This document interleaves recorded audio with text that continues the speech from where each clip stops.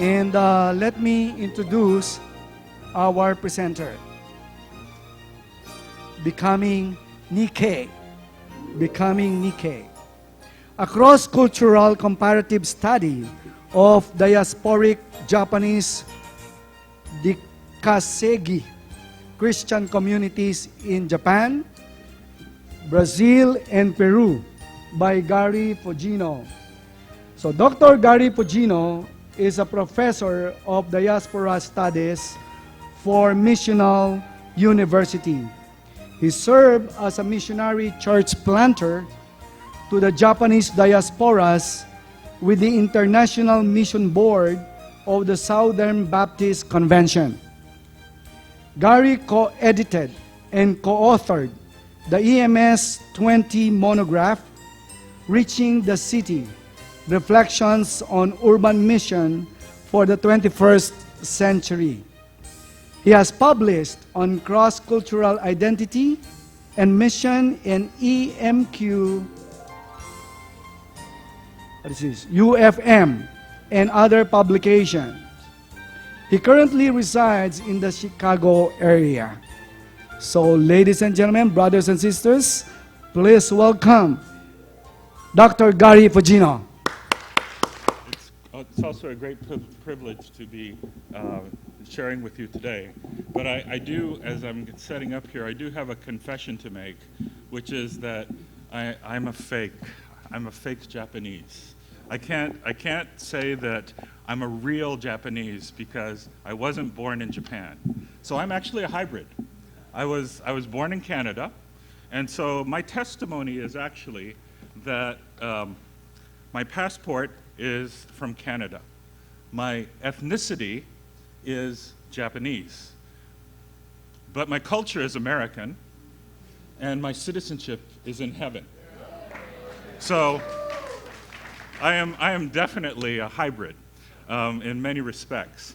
And so the thing about that that's very significant for me personally is just that, and some people have already mentioned things along these lines, but when I'm in Japan, I'm called an American because I don't bother to tell them about Canada because that's too confusing.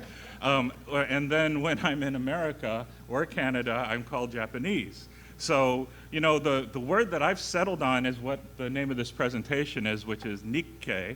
And that's defined here in your book if you wanted to take a look on the first page. But it basically is the definition of Japanese or whoever you are, actually, whatever country you come from, people of Japanese descent. I'm not going to go through the whole presentation because it's too long. There's too many things here.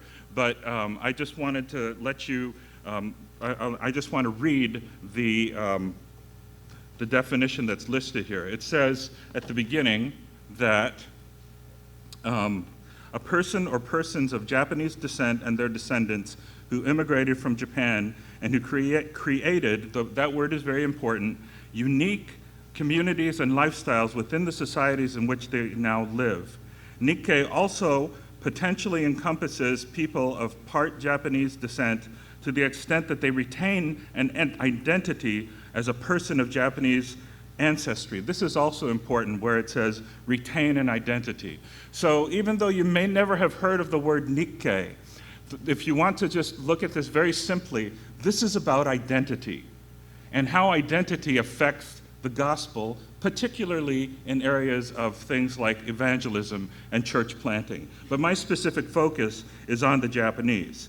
And I think also in the second paragraph, right at the beginning, it says, Nikkei community refers to social works and institutions, and then in the third paragraph, it says it is based on a common worldview entailing culture building and was always by definition interactive with the host country. So when you think about Nikkei, most people will use the word Japanese, and that's okay. I define that in here, and I basically say a Japanese person is a Japanese, as we call it, not a fake Japanese like me, but somebody who is born in Japan and comes from Japan. And even that is subject to interpretation, especially when you have people who are from Japan living in other countries like Brazil, Peru, the United States, whatever, who maybe identify more with their host culture now than from where they came from. So it's a very, very fluid. I think the word fluid is a very good way of describing this. And let me just add a very small side note, but in terms of the program as it came out, the people groups that were put into here were the Chinese and the Indian people, as well as the Japanese. And I want to say that even though I am an outside insider to Japan, I am not a Japanese, I am third generation, I count it a great privilege, even though I'm not, I guess I am. I even have a hard time talking about this now, but I guess I am kind of representing the Japanese people, but I was a missionary to Japan, so it is a foreign culture. But the fact that Japan is included here as part of this discussion on the diaspora is so encouraging to me as a missionary, as somebody who comes from that background. Because, you know, with China you have 1.3 billion. With India you've got about 1.2 billion. You know, that's about 1/3 of the whole world. And here is little Japan, which is half the size of the United States, and yet you care about the Japanese diaspora. And I'm so excited about that because many people have encouraged me over the years as a missionary, and they've said, you know, we pray for Japan, we love Japan, and I'm so glad to hear that because many people believe, and I do too, that if Japan becomes more Christian, if more people get saved, you know, they are the second largest unreached people group, that Japan could have a huge impact on the world. So at a consultation like this where we can talk about such an important group of people, I count it a rare privilege to be involved like this. So let me move on to some of these other words here. Just for the sake of discussion, I am not talking about the Japanese in Japan specifically as much as I am talking about this word here, dekasegi. This is also defined in your book, but deru is the Japanese verb for go out, kasegu is the Japanese word for make money, and so it's a combination of these two words put together. Dekasegi means people who go out to make money, and the word that you would probably most easily use would be migrant workers. That's the word that is used nowadays. Now, you may be familiar with the fact that over the past decade, or a couple decades actually, within Japan has actually created a new law in 1990 that was called the Immigration and Reform Act, which allowed people of Japanese descent, specifically from Latin America, to go and immigrate from their own countries into Japan to work in the car factories and other places, electronics factories, where they needed workers. They specifically allowed people who were of Japanese descent. I think I may have even fit into that category, even though I'm not from South America. And so it was through that there was this huge movement of peoples that went from Brazil to Peru, and with that, now there's a very large indigenous population of people from Brazil and Peru that are living there, close to 300,000 people. I think the Japanese number is around 270 million or 270,000, and with the Peruvians, I believe it's somewhere around 300,000. So combined, it's over 300,000 people. But because of time, what I would like to do is just begin with the end. And these are the missiological implications that are at the end of my paper, because the beginning part is really the details. And so I wanted to spend a little bit of time on the beginning with the definition of terms, but I really want to focus on some of the missiological implications that I found through my research. One of the biggest things is how identity is defined. And I'm borrowing from two other sources who have gone before me. One, her name is Nobuko Adachi. She's a Japanese scholar who specializes in Japanese studies. Her focus has been specifically on Japanese diasporas.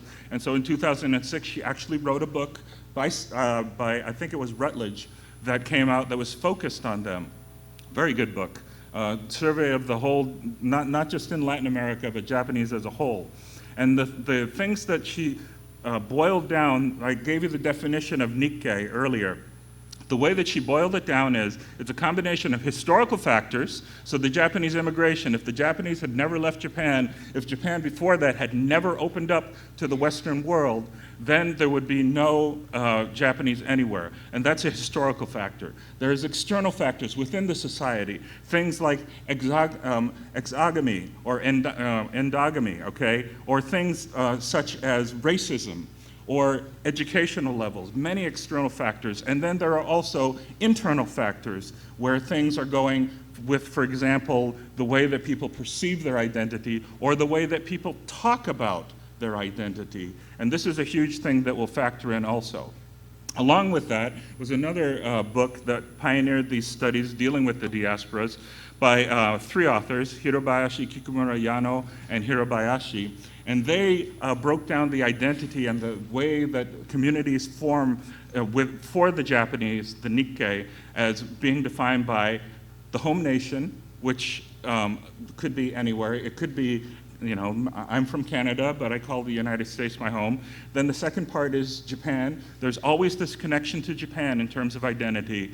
And then thirdly is how the Nikkei community is formed. And as Adachi points out, there are many different factors going into it. So what I did was, based on their paradigms that they laid out in their works, and then also in terms of my own field notes and the participant observation that I did over a several-year period, going back and forth between Brazil, Peru, Japan, also into the United States, into different places, I came up with this kind of model. It's a little bit wooden, it's a little bit clunky, and I'd eventually like to work it a little bit more, but this is how I see it, and it factors in the things that they have, and I've added in a couple things of my own. For some reason, the screen is cutting off part of the diagram there, but if you look in your book, the picture is there, and on the left side are most of the things that Adachi factored in. But then what I included was a more local community, and this is dealing with the larger in-groups that are out-group pressures. So for example, this would be within Brazil, people living within Sao Paulo, or within Peru, Lima, or in the rural communities perhaps. The Japanese are famous for the way that they pioneered and farmed the Amazon. They said it's farmland that only a Nikkei could handle, because they basically reclaimed the land in a way that nobody else was able to do. So there's huge expectations. Then you have the local society's perception, and this could be something different. So you could have the way the Brazilian people look at Japanese, but then within that, within a specific area, there's this place called Mogi das Cruzes that is a suburb. Well, it's not a suburb, it's more like an outlying town. It's about 45 minutes from the center of Sao Paulo. And in Mogi das Cruzes, almost half of the population is Nikkei, and the mayor is Nikkei. So the way that they're going to view the Japanese in these areas is going to be much different than in areas where there are no Japanese, or where people have only heard of Japanese, although it's still within Brazil. Then you have transition, where it's talking about things like movement between generations. And this is something that's been done a lot in missiological literature with different groups of people. The one that I'm most interested in, because there has been a lot of similarities that I've seen, has been with Korean Americans and others who have tried to adapt within the United States culture, and because I see a lot of commonality for that with my own Japanese experience. And then the bottom part would be the pioneers, which are the Issei, or the first generation. And the interesting thing about the Japanese as a group, a people group, is that they have been changing. There's actually more than one generation of first generations, if that makes sense. My grandfather was a first generation, but a whole bunch of first generation people came to the United States again who were totally unconnected to the existing Nikkei community in the United States in the 1990s. They came. And now there's still another new generation of pioneers who are coming. So this cycle moves on and repeats and changes and flexes all the way through. And then finally, in the middle right here would be the individual, where you have the identity formation, which comes from a number of different factors. Certainly there are internal, psychological, and sociological factors, but also there are these outer factors, or these historical factors, or even the geographical factors, or global factors that are pulling in and affecting the formation of that individual, whoever they might be. So on the left side, in the smaller box, I have a self-derived consciousness that's related to Japan. And this is fascinating. I don't have a whole lot of time to go into all of the details of this, but this goes back to the beginning of the definition of a Nikkei. Is a lot of it has to do with both the creation or the construction of an identity and the way that you define yourself as a person. And I'll show you this in a second, but there was one man who said, I am not Peruvian. This was in Lima. He said, I am not Peruvian. I am Japanese. And I don't have a picture of him, but if you had looked at him, if you're thinking stereotypical, he does not look like a Japanese at all. But in terms of the way that he perceives himself inwardly, he is Japanese 100%. He's actually third generation like me, too. So he doesn't even speak the language. He only speaks Spanish and English. Okay? On the right side here is outwardly imposed stereotypes, where in every society, and this was also fascinating for me personally because I had always considered that a Japanese is a Japanese no matter where they are and how they're perceived, but it's very different, even between the three major countries that I was involved with, which the United States, Brazil, and Peru. Very different perceptions of the same group of people because, of course, the context is different. And the history is different. And the experiences of those people within those contexts is so different. And it's almost, I would say almost like a no-brainer, and yet it totally surprised me. And then finally, in the middle, would be the core identity. I use the word amalgamation because there are many different terms out there. This is my term, and I'm not saying that it's even a correct term, but I look at it as an amalgam, that there's a combination of all of these different factors that pull in and bring out the identity of the person who is there. And this is coming from both inward and outward influences on all the levels that I just explained. Now, how does that work itself out? In Brazil, the word that I came up with from my research there would be basically fusion. Okay, sorry, this keeps jumping on me, I'm not sure why. With fusion. So the way that fusion works is kind of how you think about it, which is that it's a combination and a melding. I would not say melting with a T, but a melding with a D, that it's a joining of these things without a complete loss of either of the identities. Within Brazil, this is, I noticed this as we were coming, that going through Chinatown and other places as we were driving up from the airport, that this is common. But you'll never see this in the United States. You'll never see this in Japan, actually. The only place that this is in Japan is as the entrance to a temple. This is over a major road in Mogi das Cruzes, the area that I told you about right there. So there's this melding of Japan and Brazil that are together in that area. Then the next place would be Peru. And if you have your book, and you look at the section on Peru there, I'm not like, it would be probably easier for some people to see if you look at it. But if you look at this top photograph right here, this painting, this is actually the original. It comes from a TV show in Japan that's no longer going, but it was very popular, called Nippon Mukashi Bonashi. And what it is it's Japanese fairy tales. And the thing about it that's very interesting, and this speaks to the Japanese side of things, is how the Japanese view people, and they're very famous for this, but all of the cartoon characters have wide eyes, big eyes, okay? The way that they're created from any anime or manga or cartoon, anything that you see from Japan that's made in Japan, big eyes. But look at below. This is created by Rolando, the man I mentioned earlier, who doesn't look Japanese at all but calls himself Japanese as a Peruvian. This is by his mother. She was doing a painting. This is a little hobby thing within the senior home that she was in. Oh, and he took me to this huge Peruvian seniors home for Japanese citizens, or people who are Nikkei. And so she just did this as an artistic project, recreating this picture right here with her own brush, and it's very good. It's a very good representation of what's above. But notice the eyes, okay? This is how this woman perceives herself in Peru, okay? And I was so sad because I met Rolando, he was my guide, but I didn't get a chance to meet his mother because she was doing some activity and she was away when I was there. I really wanted to see what she looked like because he was so proud of his Japaneseness and being Japanese. But obviously, just looking at that picture, you can see how she was the same way, that she felt that pride of being Japanese. And that's how she is defining herself in terms of her identity. Then, within Japan, I visited a number of these factories and factory towns where the Brazilian, Peruvian, and other people were working within these areas. This is very typical in Japan, where you'll see signage everywhere that basically explains for you the things that you need to do. And it gives directions and stuff like that.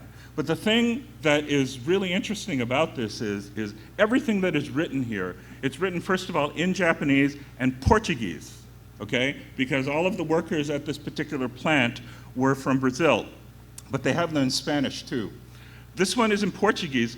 Everything in there is about rules, about things that you should and should not do. And Japan is very much, if you've been there or lived there, you know that it's a place where it's very important to stay orderly, to follow the rules, to do what you're told, to do it exactly the way that you're told, and stuff like that. And you can imagine the clash of the cultures between the Latin culture of Brazil and this culture within Japan and how they come together. Like one of the small things, but a very big thing is that Brazilians eat late and they work late. So they get home generally around 10 o'clock, they eat around midnight, and they party until about 3 or 4 in the morning. And then they get up and go out again.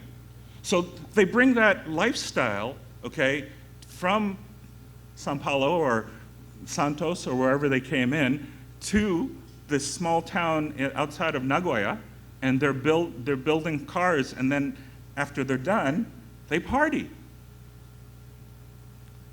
It really upset the neighbors, okay? The people who were around there. And this was not just a one-time thing, but it continued and went on. So the word that I used to define that was built around this idea of polarization. Then, along with that, I am so sorry, my thing seems to be possessed here. So I'm following here Dr. Enoch Wan's taxonomy, but I've just adapted it. I don't think that this one is in the paper, and I apologize for missing that. But it's pretty much following what he said in terms of he's breaking down the different kinds of diaspora that are out there. And I think with this one on this side, because you can't read it, let me read it to you. But it says, to, through, beyond the Japanese, long stay, permanent residents, returnees, and dekasegis. These are very important terms with the way that the Nikkei and the diaspora works, because it's dealing with people, for example, who are permanent residents or who maybe overstay their visa illegally but are within the country for a long time. It also deals with, on the receiving to Japan side, Japanese people who come back from other foreign countries, who come back from England or come back from business in China. And this is not from a business trip, but this is from living abroad for 2 or 3 or years or longer. And then you also have, from the sending side from other countries, the dekasegis, who are entering into Japan for the first time perhaps. This is a very, very interesting, this is also in your folder there, or in the book. But this is a very helpful thing that was put together by a Japanese pastor. He has a PhD in biochemistry, but he's a pastor and he's an excellent sociologist and anthropologist. I had a great time interacting with him over a couple trips. But what he did was he basically broke down the situation in Brazil in terms of perceptions and identification of self within Brazil, generationally, historically, and contextually.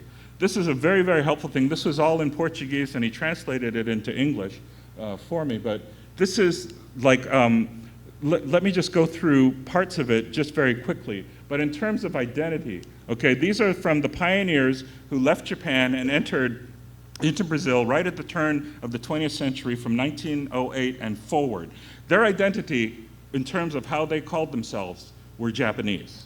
But then, by the second generation, they're trying to create what's called the Japanese Brazilian, a Japanese with a hyphen and then Brazilian after it. And then my generation would be within this 1963 to 1980 generation, where it's talking about Nikkei Brazilians. Those are people who are no longer Japanese, but they are Nikkei, if you go back to the thing that I said originally, and they are also Brazilian. But then, look at this one, the fourth one at the bottom there. Very interestingly, it flips. And now they are Brazilian Nikkei. Nikkei does not come first. Brazilian comes first, but they still retain that Japanese part of their identity. Finally, at the bottom is they're Brazilian with Nikkei-ness, or Nikkei roots, okay, to them. And I've encountered many of these people where I made the mistake first when I met them. Some of these were living in America. I said, oh, you're a Japanese Brazilian. And they said, no, I'm Brazilian. You know, that's it. You know, there's no hyphen, there's nothing after that. That's the way that they looked at it. But along with that, this is how they look at their host culture, okay? For the first group of people who define themselves as Japanese, they see themselves as strangers in a strange land. But by the second generation, there's a dualism. And I can very much relate to this also from my own family background, where my parents were encouraged actually not to speak not to speak Japanese because of the war.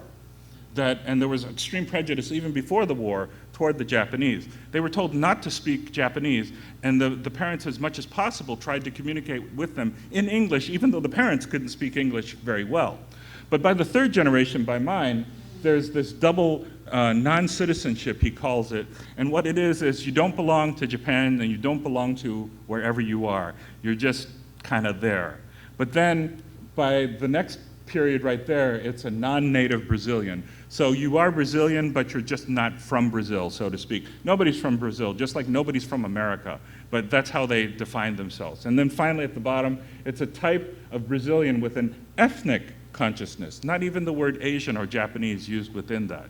So this is one man's, design, but I think it's a very good one and a very accurate one in terms of Japanese specifically within Brazil. And I have Peru and other things that I could show you, but because of time, I'm not going to dwell on that. I just wanted to show you the Brazilian one because it's very obvious and big. So let me flip through some of these. But how do we deal with this missiologically? The way that I look at this is specific to Brazil with a fusion mindset is what Paul did when he was writing in 1 Corinthians, where he talks about being free from all men, but being all things to all men so that he may by all means save some. I see that within Brazil, where there's a willingness, like a great willingness to adapt without syncretizing, without moving too far into contextualization. Well, sometimes some people did, I will admit that from what I saw. But overall, most people were very, very conscious and mindful of trying to keep themselves, clearly Nikkei. But at the same time, they really wanted to be Brazilian. So it was that fusion of cultures today. One of the most interesting examples that they did was they had they moved the Obon Festival, which if anybody is familiar with that, that's a festival that celebrates the ancestors, those who have died. In Japan, it's in August. They moved that, specifically in Brazil, in the area that I was in the São Paulo area, into November. Why? Because that's the Day of the Dead in Latin America, at least in that area. So they adapted that, they contextualized it. That's a fusion. That was one of the biggest things that I saw within Brazil. Doesn't mean you compromise the gospel. It just means that you're dealing with it in a different way. Then with this thing, okay. Then with Peru, I see a very strong thing about embedding. And what I mean by embedding, and this is a small side note that I included in my notes there, but with Peru, there was a very bad history with the Peruvian government and the Japanese government. When Japan declared war on the United States, Peru aligned on the side of the United States. And they basically blamed Japan for a lot of problems that were going on in society at the time. And so, to make a very long story short, at the beginning there was huge persecution and discrimination against the Japanese because they were Japanese. But then what happened is the Peruvian government tried to make it up for them. So they actually built them a Japanese cultural center in the center of Lima and did a lot of different things. But what happened with the consciousness and the mindset, the identity of the Peruvian Nikkei is they had no desire anymore to be Japanese. So many Peruvians began intermarriage, like intentionally. And they would stop using Japanese or stop being interested in anything Japanese intentionally, so that there would not be persecution or discrimination, and so that they could adapt and become as Spanish-speaking and as Latin as possible. So, for example, in Brazil, I was able to talk with many people in Japanese as well as in English. But in Peru, I was able to speak to very few people in Japanese, only English. And that was a reflection of that embedding. But within the scriptures, you see examples of that. I've only pulled out one, but one is Ruth, where Ruth basically abandoned her culture.